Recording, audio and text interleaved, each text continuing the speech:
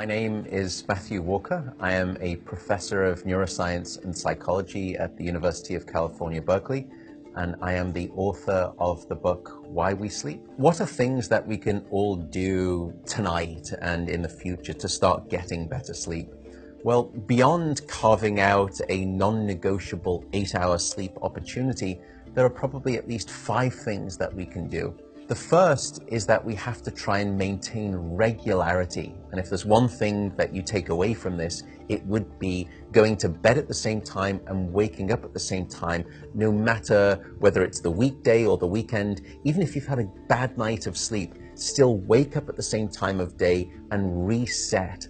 The second thing is that we are a dark-deprived society in this modern era, and we need darkness in the evening to allow the release of a hormone called melatonin.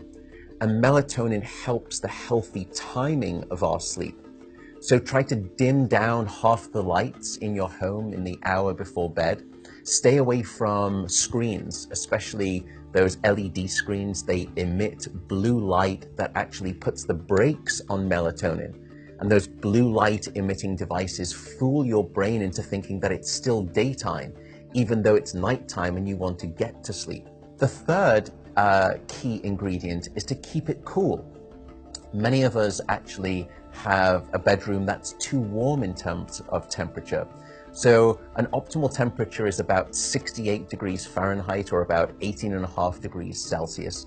And the reason is that your brain and your body need to drop their core temperature by about 2 to 3 degrees Fahrenheit to initiate good sleep.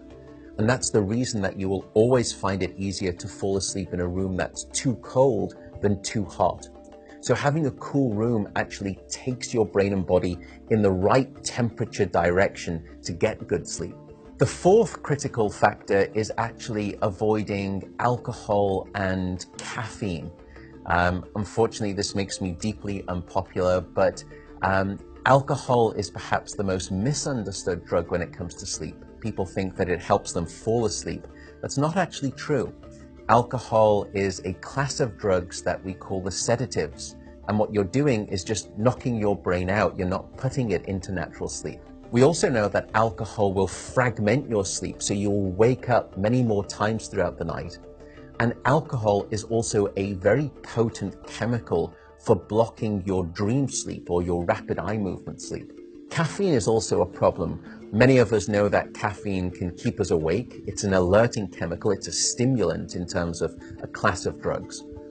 But few people know that even if you can have a cup of coffee after dinner and you fall asleep fine and maybe you stay asleep, the depth of the deep sleep that you have when there is caffeine within your brain isn't as deep as when you have abstained from that cup of coffee after dinner.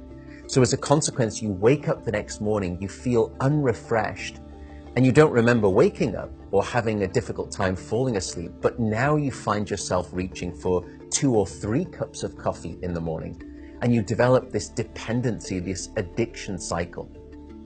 The fifth and final tip for better sleep is to not stay in bed awake.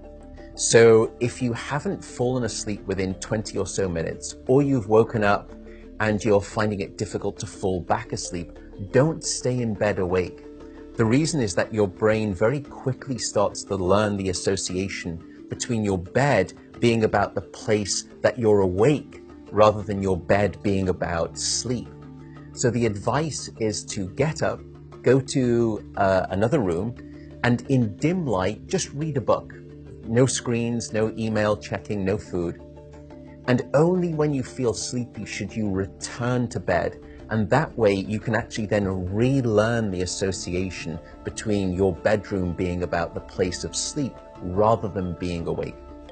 I should also note that some people don't like the idea of getting up and going out to a different room if it's dark and they're warm in bed. An alternative is actually meditation. Meditation has been demonstrated in clinical trials to help people just relax the body, calm down the fight or flight branch of the nervous system that can happen when we wake up in the middle of the night and we have that Rolodex of anxiety thoughts. And by meditating, you can start to quiet the mind as well as the body, and that also helps you fall back asleep more easily.